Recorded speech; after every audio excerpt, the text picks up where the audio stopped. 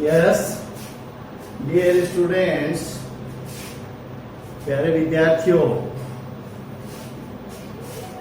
Tagore public school Pilani की online classes में बेटे आपका स्वागत है। अब अपन अपना टॉपिक आगे शुरू कर रहे थे, तो उसमें cos फॉर x जो है वो किसके इक्वल होता है, ये हमें फाइंड आउट करना है।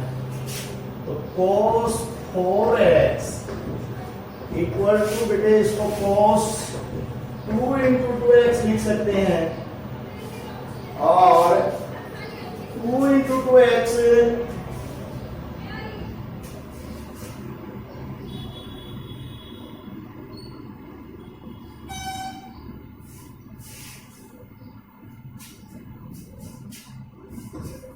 Equal to 2 cos square 2x minus 1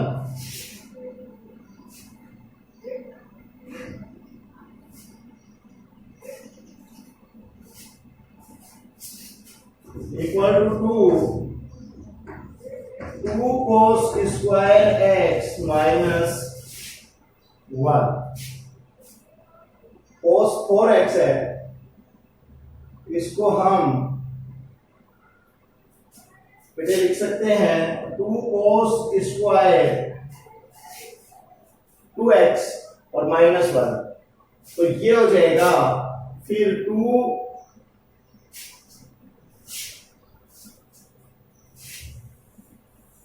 आप एक बार इतना देखिए बेटा, एक बार इतना देखिए, मैंने cos 4x को cos 2 इंटू 2x लिख दिया बेटे, और 2 इंटू 2x लिखने के बाद ये x की जगह 2x ने ले ली। अब फिर बेटा cos 2x लगाएंगे हम, तो 2 और 2 cos square x minus 1 whole square minus 1 आएगा बेटे, क्योंकि cos 2x का formula 2 cos square x minus 1 है, और इसके होल स्क्वायर हो रहा बाहर, तो इसके और स्क्वायर बना दिया,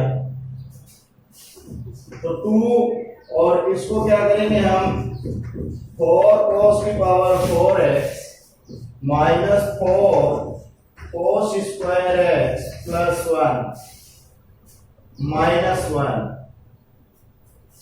इक्वल टू 8 cos की power 4x minus 8 cos square x plus 2 minus 1, और 2 में से 1 गया, तो 8 cos की power 4x minus 8 cos square x plus 1 आ गया।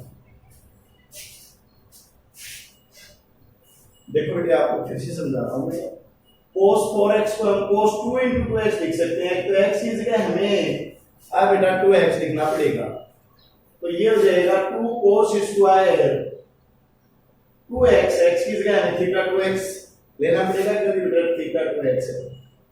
अब फिर cos 2x का हम फॉर्मूला रखेंगे 2 cos स्क्वायर x माइनस 1, इसके स्क्वायर लगाओ तो बेटा स्क्वायर लगा देंगे, 2 बाहर रह जाएगा, केवल हमने cos 2x का फॉर्मूला लगाया 2 cos स्क्वायर x माइनस 1 और इसके होल स्क्वायर लगा दिया, फिर है माइनस 1, तो ये हो जाएगा 4 cos की power 4x a minus b का whole square a square minus 2ab plus b square, तो 4 cos की पावर 4x माइनस 2 टाइम्स इनका 4 cos square x plus 1 minus 1, फिर बेटे 2 से मल्टीप्लाई करेंगे 8 cos की power 4x minus 8 cos square x plus 2 minus 1, 8 cos की power 4x minus 8 cos square x plus 1, ये बेटे cos 4x का फॉर्मूला है। इसे आप RHS भी कह सकते हैं, ये RHS भी हो जाएगी आपकी, और वैसे cos 4x का फॉर्मूला भी है। अभी अपन बेटे चर्चा करेंगे cos की पावर 6x, नहीं cos 6x, sorry cos 6x, बेटा cos 6x को लिखेंगे हम cos 2 into 3x, cos 2 into 3x equal to cos square 3x minus 1, cos square 3x minus 1, ये बेटा हो जाएगा थीटा की जगह हमारे पास 3x है, ये cos 2 थीटा है और cos 2 theta equal to cos square theta 2 cos square theta minus 1 होता है बेटा।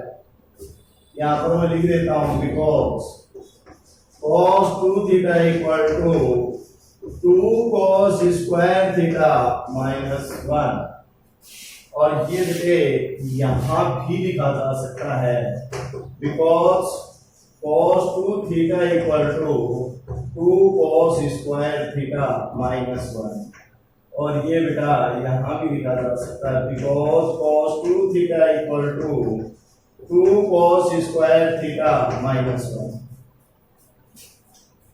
अब देखिए बेटे आप cos स्क्वायर 3x है, तो cos 3x का फॉर्मूला लगाइए बेटे आप। cos 3x इक्वल टू होता है 4 cos cube x minus 3 cos x whole square है, तो होल स्क्वायर माइनस 1।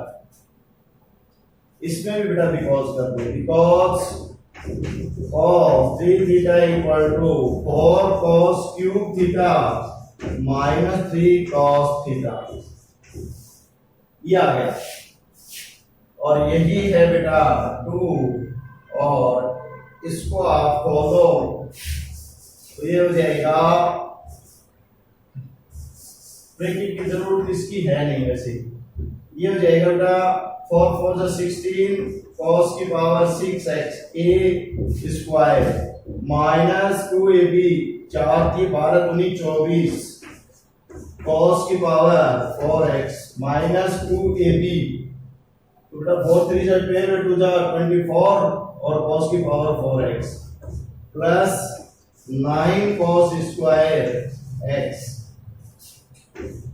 माइनस 1, इसको 2 से मल्टीप्लाई कर देंगे बेटा 32 cos की पावर 6x माइनस 48 cos की power 4x plus 18 cos square x minus 1। तो बेटा ये cos 6 का हो या ये आपकी RHS भी है, बुक में आप देखोगे तो RHS मिलेगी आपको। तो बेटे ये cos 6x को हमने कैसे किया वो मैं आपको एक बार पुनः समझा रहा हूं। cos 6x equal to cos 2 into 3x, 2 3 जा 6x, इसको मान लिया हमने थीटा, तो cos 2 थीटा हो गया बेटा। cos 2 थीटा का formula 2 cos square theta minus 1, 2 cos square theta की जगह 3x है माइनस 1। अब cos 3 थीटा का फॉर्मूला लगाना बेटे अपने को, 2 cos 3 theta equal to 4 cos cube theta minus 3 cos theta minus 1, ये cos 3 theta equal to 4 cos cube theta minus 3 cos theta, तो ये हो गया बेटा 4 cos cube x minus 3 cos x, ये तो cos 3x हो गया, इसके स्क्वायर है, ये बेटा बाहर लगा दी, तो ये क्या हो जाएगा, इसको मल्टीप्लाई करेंगे, पहले तो होल स्क्वायर खोलेंगे, तो 4 cos क्यूब x का होल स्क्वायर तो 16 cos की पावर 6x माइनस 4 3 जा 12 2 जा 16 cos की पावर 4x प्लस 3 3 जा 9 cos स्क्वायर x माइनस 1, 16 2 जा 32 cos की पावर 6x माइनस 24 2 जा 48 cos की power 4x plus 9 to the 18 cos square x minus 1. This is cos 6x. ये बेटे RHS की है। तो आप अब इससे नेक्स्ट देखिए बेटा क्या करना है। नेक्स्ट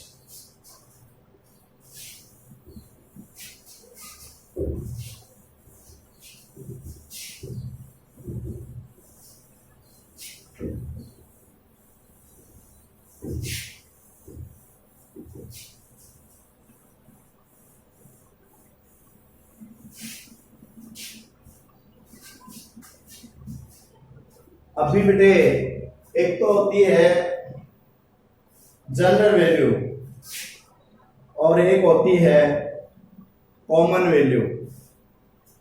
तो जो कॉमन वैल्यू होती है वो होती है फ्रॉम 0 टू 2 पाई। बेटे 0 डिग्री से 360 डिग्री के बीच में किसी भी, जैसे cos x है, sin x है, tan x है, या इसे थीटा कहें तो 0 से ग्रेटर और इक्वल टू थीटा और इससे ग्रेटर और equal to 2 pi. This is common value from 0 to 360 degree. तो बेटे 0 डिग्री से 360 डिग्री के बीच जो वैल्यू आएगी उसे हम कॉमन वैल्यू कहेंगे। और एक होती है जनरल वैल्यू। ये कौन सी वैल्यू है? Common value.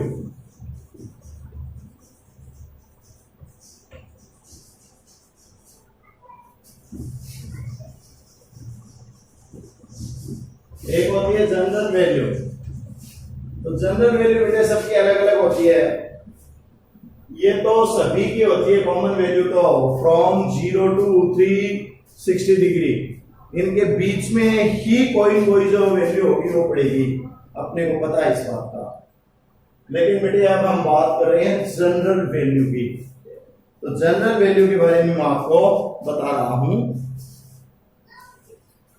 जनरल वैल्यू में आप देखिए बेटे, ये बेटा आपका एक्स एक्सिस है और ये वाई एक्सिस है। इसमें अब आप देखिए ये एक एंगल है थीटा, ये एक एंगल बनाया इसने थीटा, और ये हमने परपेंडिकुलर डाल दिया बेटे। मान लो ये ओपी है और ये एम है। तो ये एक सीधी सीधी बात है बेटे, राइट एंगल ट्रायंगल है ओएमपी, जहां पर ये परपेंडिकुलर है, ये हाइपोटेन्यूज है, ये बेस है। अब बेटे जनरल वैल्यू में हम पहले सबकी 0 डिग्री की वैल्यू ज्ञात करते हैं। जैसे हम ज्ञात करना चाहते हैं साइन थीटा या साइन एक्स इक्वल टू 0 या साइन थीटा इक्वल टू 0। इसकी जनरल वैल्यू क्या होगी बेटे? तो sine, because sine theta equal to perpendicular upon hypotenuse PM upon और हो जाएगा ये ओएम। आप देखिए बेटे पीएम अपॉन ओएम हो जाएगा और इसको हम 0 के इक्वल लें। अगर हम इसको 0 के इक्वल लें तो बेटे इससे क्या होगा? इंप्लाइज पीएम इक्वल टू किसके आएगा? 0 के। और जब बेटा पीएम 0 हो जाएगा तो इसका मतलब ये 0 हो जाएगा, तो ये इसका मतलब एक्स एक्सिस बन गई। OP is x axis now, और एक्स एक्सिस में पॉजिटिव भी आएगा बेटे और नेगेटिव भी। ओ एक्स भी हो सकता है, ओ एक्स डैश भी हो सकता है। तो when pm equal to 0 then it is x axis और थीटा क्या हो गया बेटा इसमें 0 डिग्री। तो 0 डिग्री की वैल्यू होती है, आपको पता ही है, 0 pi 2 pi 3 pi. Therefore theta equal to x equal to क्या हो जाएगा? 0 pi 2 pi 3 pi up to so n pi. और बेटे ऐसे ही 0 ये हो जाएगा minus pi minus 2 pi minus 3 pi up to so minus n pi. Minus में भी इसकी वैल्यू क्या आएगी बेटा? 0। तो इसकी जो जनरल वैल्यू है वो एन पाई हो गई, जहां n belongs to integers, n belongs to Z. बेटे हम कह सकते हैं कि sine theta equal to 0 then theta equal to n pi, where n belongs to z and z is integer means negative number, positive number including 0। कहने का मतलब ये है बेटे कि यदि साइन थीटा इक्वल टू 0 होता है तो थीटा इक्वल टू n पाई आएगा।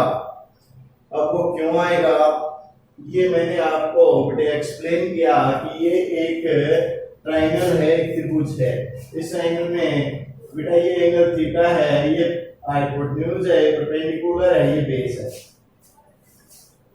अब बेटे हम साइन थीटा इक्वल टू 0 रखेंगे तो साइन थीटा इक्वल टू हमें पता है कि pm अपॉन OM होता है, परपेंडिकुलर अपॉन हाइपोटेन्यूज होता है। परपेंडिकुलर pm अपॉन हाइपोटेन्यूज बेटे मैंने गलत लिख दिया है, OP आएगा तो ये OP है। तो अब बेटा इसका मतलब ये है कि pm इक्वल टू 0, इसका मतलब ये है कि pm इक्वल टू 0। बहुत साइड में हम OP से मल्टीप्लाई करेंगे तो यहाँ से OP कट जाएगा, यहाँ 0 जाएगा तो pm इक्वल टू 0। बेटे जब परपेंडिकुलर 0 जाएगा तो ये जो रे है ये x एक्सिस पर पड़ जाएगी और ये x एक्सिस बन जाएगी। तो ये नेगेटिव भी हो सकती है साइड और पॉजिटिव भी हो सकती है x एक्सिस की। अगर पॉजिटिव है तब OX, नेगेटिव है तब OX डैश। तो इस स्थिति में हमारे पास अब बेटा ये जो थीटा की वैल्यू होती है ये होती है जैसे 0, pi, 2 pi, 3 pi up to so on n pi. और बेटा ये नेगेटिव भी हो सकती है minus pi, minus 2 pi, minus 3 pi up to so on minus n pi. तो इसका मतलब 0 plus minus pi plus minus 2 pi plus minus 3 pi up to so on plus minus n pi. तो हम इसको थीटा इक्वल टू बेटे n pi लिखते हैं and n belongs to z, तो ये प्लस माइनस आ जाएगा क्योंकि z में नेगेटिव नंबर्स भी होते हैं, पॉजिटिव नंबर्स भी होते हैं और 0 भी होता है। तो including 0 this is positive and negative दोनों है इसमें। तो इसलिए बेटा साइन थीटा जो है उसकी जनरल वैल्यू पाई होती है जब साइन थीटा इक्वल टू 0 होता है। इसका निष्कर्ष ये है when x sin x equal to 0 then x equal to n pi where n belongs to z। ये निष्कर्ष है बेटे इसका, n belongs to z। तो ये निष्कर्ष निकल के आया, ये जनरल वैल्यू है। और बेटे कॉमन वैल्यू इसकी क्या होगी? कॉमन वैल्यू सभी जो ट्रिग्नोमेट्रिकल रेशियोज हैं, त्रिकोणमितीय अनुपात हैं, उनकी 0 से 2 पाई होती है, जिसमें 0 और 2 पाई इंक्लूड हैं। 0 भी हो सकती है, 2 पाई भी हो सकती है, दोनों ये भी सम्मिलित हैं। मींस 0 से 360 डिग्री के बीच, ये तो होती है कॉमन वैल्यू। और बेटे जनरल वैल्यू जैसे साइन x इक्वल टू 0 या साइन थीटा इक्वल टू 0, तो थीटा या x इक्वल टू n पाई, जहां पर n पॉजिटिव या नेगेटिव या 0 हो सकता है, इंटीजर होगा पर ये कभी भी फ्रैक्शन में नहीं आएगा बेटे, बट्टे में नहीं आएगा, बिनों में नहीं आएगा, पॉइंट्स में नहीं आएगा। तो मेरा कहने का मतलब ये है बेटे कि आपने साइन थीटा जो है इसकी जनरल वैल्यू देखी और कॉमन वैल्यू, ऐसे ही हम सबकी जनरल वैल्यू और कॉमन वैल्यू देखेंगे, उसके बाद ही हम 3.4 जो एक्सरसाइज है वो कर सकते हैं बेटे। तो आज के लिए इतना पर्याप्त बेटे, वीडियो लंबा होने के डर से इतना ही करेंगे। Thank you very much.